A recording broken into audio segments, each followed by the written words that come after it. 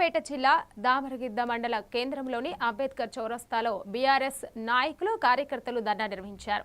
రైతు బంధు, రైతు బీమా, కళ్యాణ లక్ష్మి, షాదీ ముబారక్ పథకాలను నిలిపివేసే చర్యలను వ్యతిరేకిస్తూ కాంగ్రెస్ ప్రభుత్వంపై ఆగ్రహం వ్యక్తం చేశారు.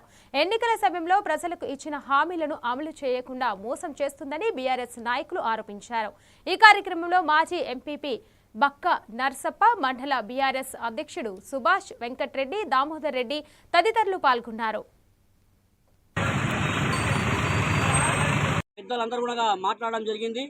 కాబట్టి రాష్ట్ర ప్రభుత్వం ఎంబడే ఈ కళ్యాణ లక్ష్మి, షాదీ ముబారక్, అదేవిధంగా రైతు బీమాను తొందరలోనే ఎల్ఐసి ప్రీమియం చెల్లించి పునరుద్ధరించాలని కోరుకుంటున్నాం.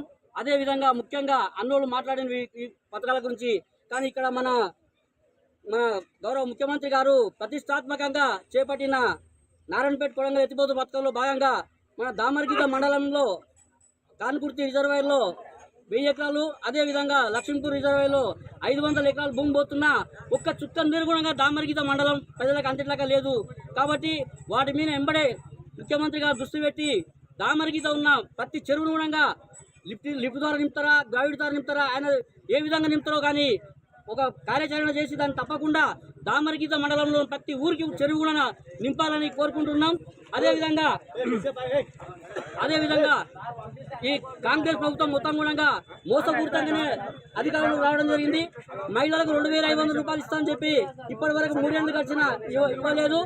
అదేవిధంగా వేరే స్కీములు కూడా అన్ని రకాలుగా వాళ్ళు చెప్పిన స్కీములు ఏవి కూడా